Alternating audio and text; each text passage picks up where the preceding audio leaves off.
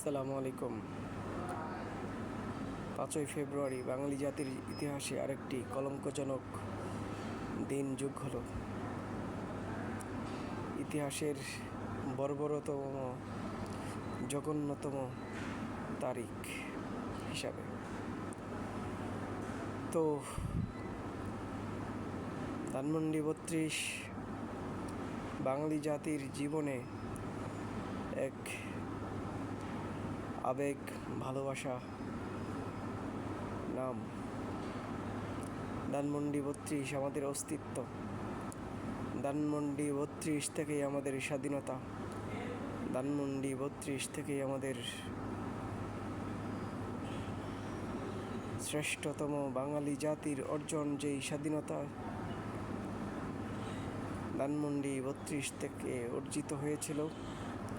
ঘোষণা এসেছিল, নির্দেশ দেওয়া হয়েছিল, সেই ধানমন্ডি 32 কারা মুছে ফেলতে চায় এগুলি স্পষ্ট।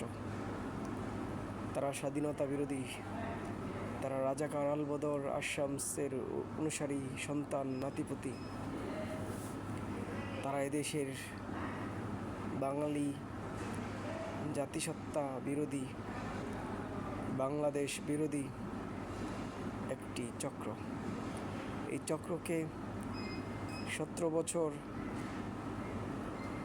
তারা ফুলে ফেঁপে উঠেছে এবং ষড়যন্ত্রের মাধ্যমে মুক্তিযুদ্ধের পক্ষের সরকারকে উৎখাত এবং নানাবিধ ষড়যন্ত্র চক্রান্ত লিপ্ত ছিল। এদেরকে পরাজিত করা যায় নাই। তারা গাপটি মেরেছিল আমাদেরই মাঝে, আমাদেরই পাশে, আমাদেরই ভাই বন্ধু সেজে। তাদেরকে সমূলে উৎখাত করার আগ পর্যন্ত আমাদের নিস্তার নাই। তাদেরকে অবশ্যই দাঁত ভাঙা জবাব দেওয়ার জন্য তাদেরকে অবশ্যই সমূলে উপড়ে ফেলতে হবে। উপড়ে ফেলার জন্য আমাদের ঐক্যবদ্ধ হওয়ার বিকল্প নেই। আমাদের মধ্যে যেসব গ্রুপিং, বিভেদ, ঝগড়া বিবাদ রয়েছে সেগুলি মিটিয়ে ফেলতে হবে জাতীয় স্বার্থে, এবং আমাদেরকে ঐক্যবদ্ধ হয়ে তাদেরকে প্রতিহত করতে হবে। বাঙালি জাতিসত্তা এবং বাঙালির যে আবেগ অনুভূতির জায়গা ধানমন্ডি 32, যারা আক্রমণ চালিয়েছে, বিহারি ইউনুসের খনি স্বৈরাচার ফ্যাসিস্ট অবৈধ দখলদার ইসরায়েল আমেরিকান শক্তির দোসর সেই ইউনুস এবং তাদের মাস্টার মাইন্ডরা, তাদের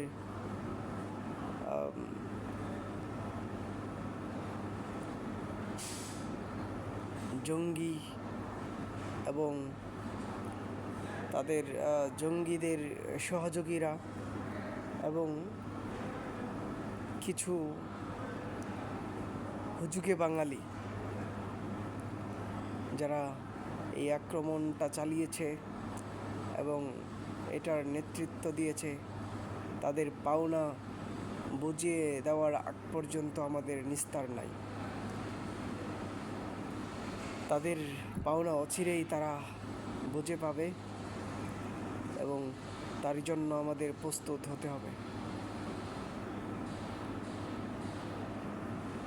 আমরা যদি এই পাওনা মিটিয়ে দেওয়ার আগেই আমাদের মৃত্যু হয়, তাহলে আমাদের পরবর্তী প্রজন্ম, আমাদের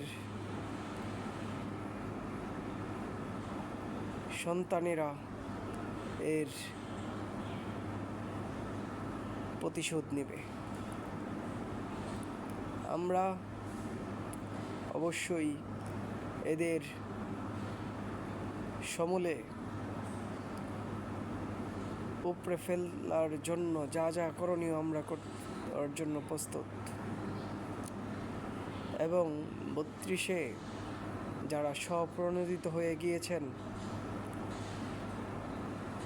এরকম একটি মানুষও আমি খুঁজে পাইনি।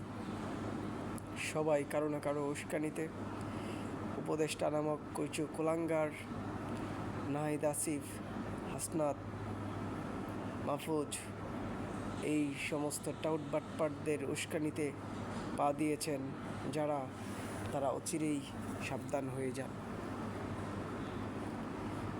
অচিরেই সাবধান হয়ে যান। আমি কিছু দাড়ি টুপিওয়ালাদের দেখেছি 32-এ,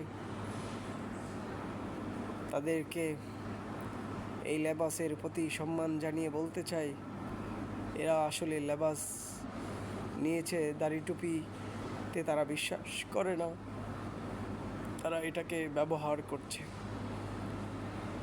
এদেরকে প্রতিহত করুন। ঢাকাবাসীদের উদ্দেশ্যে বলতে চাই, আপনারা যদি এগিয়ে না আসেন, ধানমন্ডি 32 নম্বরের বাড়ির যে অভিশাপ, এই অভিশাপে ঢাকায় যে 45 লক্ষ বাড়ি রয়েছে, এর প্রত্যেকটি বাড়ির অবস্থা এরকমই হবে। গাজার চিত্র দেখুন, গাজার যে পরিণতি হয়েছে। আমরা যদি এগিয়ে না আসি, আমরা যদি এই জঙ্গিদের প্রতিহত না করি, ঢাকার অবস্থাও এই গাজার মতোই হতে যাচ্ছে। তো আমরা কি চেয়ে দেখব? আমরা কি আমাদের আবেগ, ভালোবাসার, অনুভূতির যে 32 নম্বরকে রক্ষা করব না? আমরা কি আমাদের ভালোবাসার যে শেষ ঠিকানা 32 নম্বর, সেই 32 নম্বরকে বাঁচাবো না? আমরা কি আমাদের